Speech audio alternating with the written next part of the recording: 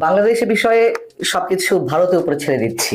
মার্কিন president Donald ট্রাম্পের এমন একটি মন্তব্যে যখন সারা দেশে তোলপাড় চলছে, নানান পক্ষ নানানভাবে বিশ্লেষণ করার চেষ্টা করছে, ঠিক সেই মুহূর্তে আমাদের প্রধান উপদেষ্টা অধ্যাপক ডক্টর মোহাম্মদ ইউনূস তিনি নিজে নিজে এবার বিস্ফোরক একটি মন্তব্য করলেন, এবং আমি মনে করি একই সঙ্গে বিতর্কিত মন্তব্য। তার জায়গা থেকে এ ধরনের মন্তব্য কোনোভাবেই সমীচীন নয় বলে আমি মনে করি। তিনি বলেছেন যে বাংলাদেশ নিয়ে অপপ্রচার চালাতে গিয়ে ট্রাম্পের কাছে গিয়েও সুবিধা করতে পারেনি একটি পক্ষ। এই কথাটি কোথায় বলেছেন? শনিবার জাতীয় ঐক্য কমিশনের পক্ষ থেকে রাজনৈতিক দলগুলোর সঙ্গে যে বৈঠকটি ছিল, সেই বৈঠকে বক্তব্য দেওয়ার সময় তিনি এই মন্তব্য করেছেন। আচ্ছা, ডক্টর মোহাম্মদ ইউনূস সাহেব কি তিনি নিজে নিজের উচ্চতা সম্পর্কে ভুলে গেছেন, অথবা তার মুখ থেকে যার যা ইচ্ছে খুশি বের করে নিয়ে আসার চেষ্টা করছেন? অনেকেই তার সরকারের মধ্যে যারা রয়েছে, তার আশেপাশে যারা রয়েছেন, তার মুখ থেকে তো আমরা এই ধরনের মন্তব্য আশা করি না, যদিও এর আগে তিনি নানান ধরনের বিতর্কিত মন্তব্য করে যাচ্ছেন। মানে অনেকে বলেন সহজ সরল মন্তব্য করছেন, আমার কাছে সেগুলো সহজ সরল মন্তব্য নয়, একটু অন্য ধরনের মনে হয়। যাই হোক, এখন এই যে বললেন যে একটি পক্ষ ডোনাল্ড ট্রাম্পের কাছে নালিশ করতে গিয়েছিলেন, এই একটি পক্ষ কে? নিশ্চয়ই তিনি শেখ হাসিনাকে মেন করেননি। শেখ হাসিনা যদি পলিটিক্যাল অ্যাসাইলাম নিয়ে যুক্তরাষ্ট্রে থাকতেন, কোনো একভাবে সে দেশের প্রেসিডেন্টের সঙ্গে দেখা করে বাংলাদেশ সরকারের বিরুদ্ধে নালিশ করছেন, বা আওয়ামী লীগের পক্ষ থেকে কেউ গিয়ে নালিশ করছেন, সেক্ষেত্রেও কি তিনি এই ধরনের মন্তব্য করতে পারতেন তার জায়গা থেকে?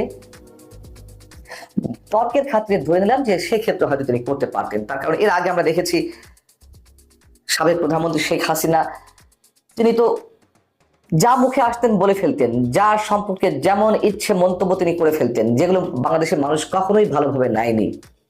যে কথাগুলো আওয়ামী লীগের দ্বিতীয় শ্রেণী, তৃতীয় শ্রেণীর বা তৃতীয় সারির রাজনৈতিক নেতাদের মন্তব্য করার কথা বা করলেও আমরা মেনে নিতাম, সেই কথাগুলো তিনি সবসময় প্রধানমন্ত্রীর আসনে বসে করেছেন। এখন আমরা দেখছি ডক্টর মোহাম্মদ ইউনূসও সেই কথাগুলো বলছেন। এই মন্তব্যটি, ডোনাল্ড ট্রাম্পের এই মন্তব্যটি বা এই কথাটি কোথা থেকে এসেছে? যুক্তরাষ্ট্র এবং ভারতের মতন দুই রাষ্ট্রের দ্বিপাক্ষিক বৈঠক সংক্রান্ত সংবাদ সম্মেলনেই তো ডোনাল্ড ট্রাম্প এই কথা বলেছেন। এবং এটা সত্য যে ভারতের প্রধানমন্ত্রী নরেন্দ্র মোদী তিনি তো তার জায়গা থেকে নানান বিষয় উত্থাপন করবেন তাদের স্বার্থ সংশ্লিষ্ট বিষয়ে, তো সেই জায়গাতে অবশ্যই খুব স্বাভাবিকভাবে বাংলাদেশের প্রসঙ্গটি আসবে। আমি নরেন্দ্র মোদীকে কোনো অবস্থাতেই সমর্থন করছি না, কিন্তু আমি বলছি সবকিছু ডেকোরাম সম্পর্কে। তো এই একটি পক্ষ তাহলে ভারত, তিনি ভারতকে মেন করেই বলেছেন। আমরা শুক্রবার ট্রাম্পের এই বক্তব্যকে কেন্দ্র করে আইন উপদেষ্টা অধ্যাপক ডক্টর আসিফ নজরুলের ফেসবুকে একটি স্ট্যাটাস দেখলাম, যদিও সেটা আরেকজনে তিনি শেয়ার করেছেন, তিনি সহমত পোষণ করেছেন, বিধায়িত শেয়ার করেছেন। সেটি নিয়েও নানান ধরনের সমালোচনা হচ্ছিল যে কেন সরকারের পক্ষ থেকে এই ধরনের মন্তব্য করতে হবে। সবচেয়ে বড় কথা হচ্ছে, যেটুকু মানুষ বিশ্লেষণ করছেন, যেই পক্ষ, যে নরেন্দ্র মোদী আসলে ডোনাল্ড ট্রাম্পের কাছ থেকে যা কিছু আশা করেছিলেন বিভিন্ন ক্ষেত্রে বাংলাদেশের বিষয়ে, সেক্ষেত্রে তিনি আশাহত হয়েছেন, এগুলো এক পক্ষের বিশ্লেষণ। আবার আরেক পক্ষ বলছে যে না, ভারত যা চেয়েছে হয়তো ডোনাল্ড ট্রাম্পকে কনভিন্স করতে পেরেছে। যেটি হোক না কেন,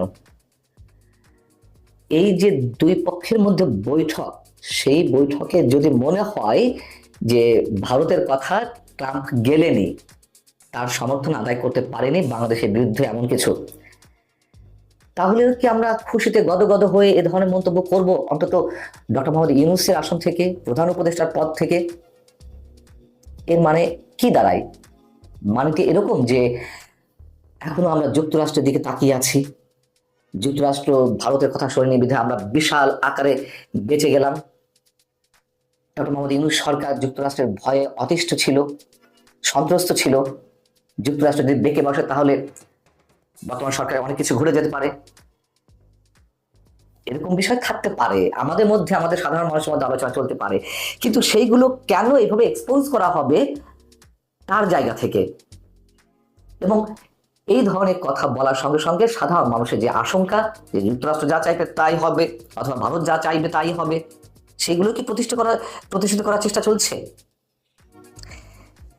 তিনি ইলন মাস্কের সঙ্গে কথা বলেছেন ভিডিও কনফারেন্সের মাধ্যমে। বাংলাদেশে বিনিয়োগ করবে।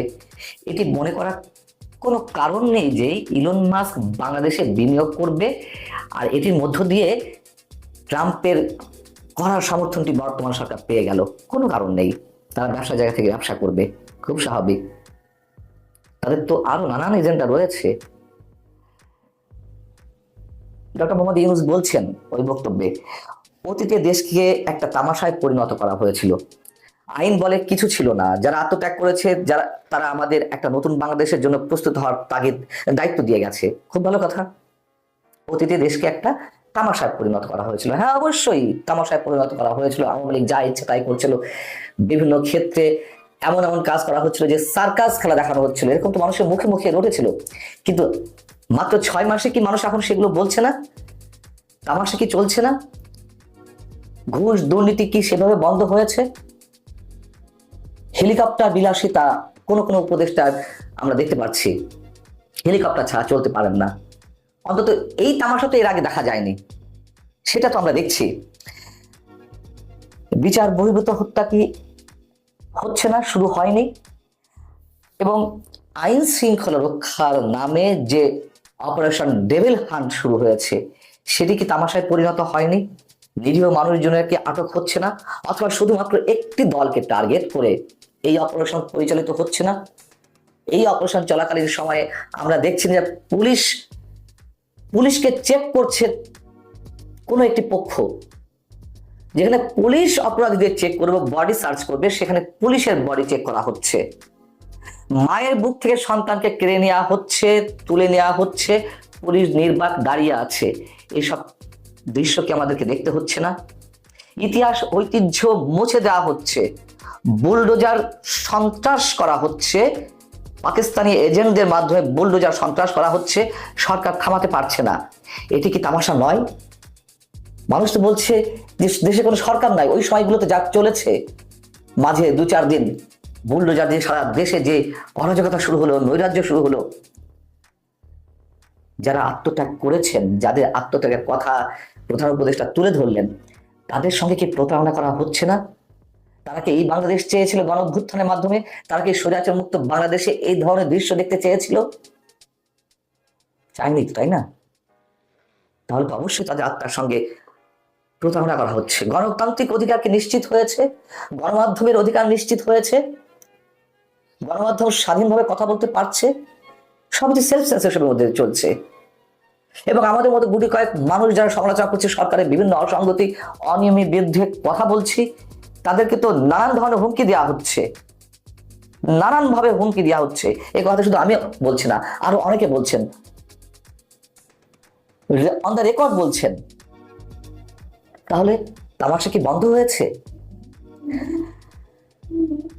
তিনি বলছেন শুধু বাংলাদেশ নয়, সারা পৃথিবীর মানুষ আমাদের সমর্থন দিচ্ছে, তাই বিরোধী পক্ষ সুবিধা করতে পারছে না। সারা পৃথিবীর মানুষ প্রথম দিকে সমর্থন দিয়েছিল, এখন পৃথিবীর বিভিন্ন প্রান্ত থেকে, বিভিন্ন পর্যায় থেকে বর্তমান সরকারের সমালোচনা করা শুরু করে দিয়েছে। হিউম্যান রাইটস ওয়াচ তারা অপারেশন ডেভিল হান্ট নামে যা চলছে সেখানে মানবাধিকার লঙ্ঘন হচ্ছে বলে উল্লেখ করেছে এবং মানবাধিকার রক্ষার জন্য সচেতন থাকতে বলেছে সরকারকে।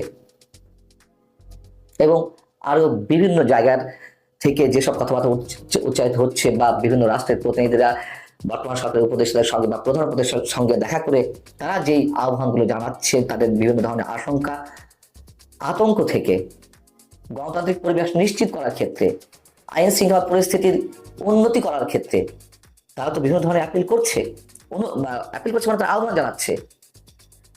এমনকি যুক্তরাজ্য তো কয়েকদিন আগে সতর্কতা জারি করলো তাদের নাগরিকদের চলাফেরার ক্ষেত্রে। তাহলে সমর্থনটা কি এমনিতেই জানাবে, নাকি এত কিছু পরেও তারা সমর্থন জানিয়ে যাচ্ছে? প্রিয় দর্শক, ভারতের প্রধানমন্ত্রী মিস্টার নরেন্দ্র মোদী এবং মার্কিন প্রেসিডেন্ট ডোনাল্ড ট্রাম্পের মধ্যে বাংলাদেশ প্রসঙ্গে যে আলোচনা হয়েছে সেটা নিয়ে বাংলাদেশে সমাধানহীন আলোচনা চলছে। প্রত্যেকে নিজের মতো করে ব্যাখ্যা করছেন, পত্রপত্রিকায় লেখালেখি হচ্ছে, টেলিভিশন চ্যানেলগুলো কথা বলছে, টক শোতে অনেকেই তাদের নিজেদের মতো করে কথা বলছেন।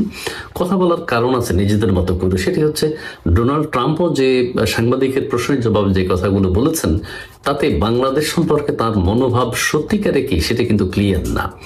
আবার ভারতের প্রধানমন্ত্রী কিন্তু বাংলাদেশ প্রসঙ্গে কোনো কথাই বলেননি, তিনি রাশিয়া এবং ইউক্রেন সম্পর্কে কথা বলেছেন।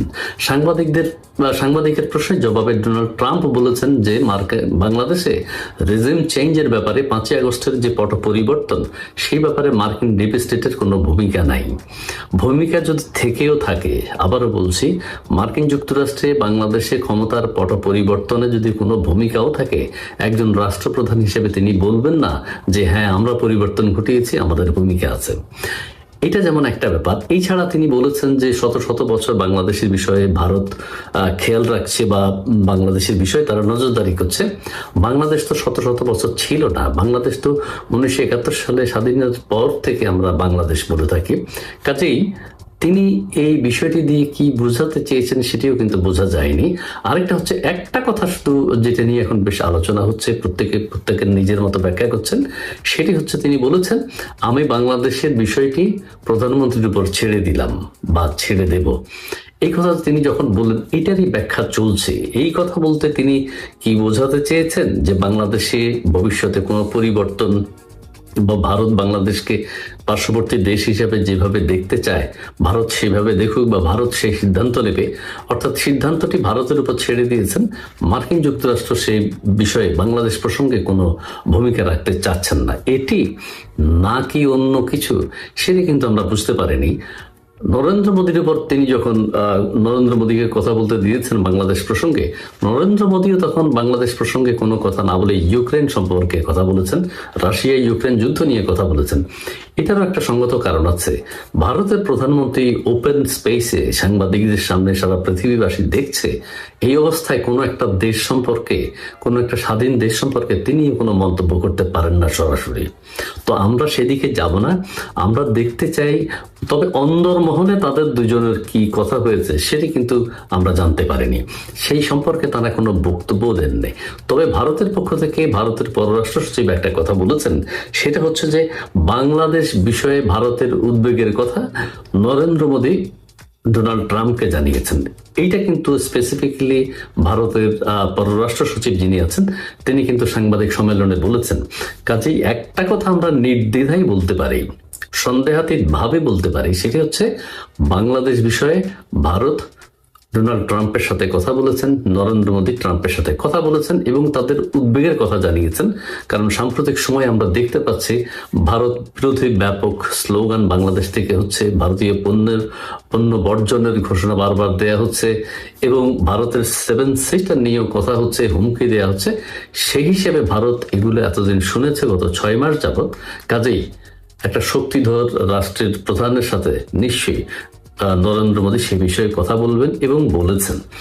এখন যদি আগামীতে আমরা বাংলাদেশের রাজনীতিতে কোনো পট পরিবর্তন দেখতে পাই, অথবা কোনো রাজনৈতিক দলের সুবিধা আমরা দেখতে পাই, অথবা বাংলাদেশের রাজনীতিতে বর্তমানে যে উত্তেজনা চলছে সেই উত্তেজনা প্রশমিত হতেও যদি দেখে থাকি বা দেখতে থাকি, তাহলে কিন্তু বোঝা যাবে যে বাংলাদেশের রাজনীতিতে ভারত কোনো ভূমিকা রাখতে চলেছে।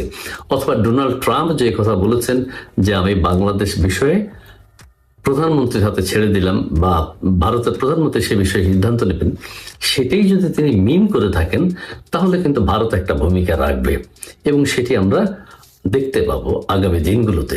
আর যদি সেটি না হয়, বাংলাদেশের রাজনীতিতে আসলে কি ধরনের পরিবর্তন হবে সেটি ভারত দেখার কোনো অধিকার রাখে কিনা সেটাও কিন্তু প্রশ্ন এসে যায়।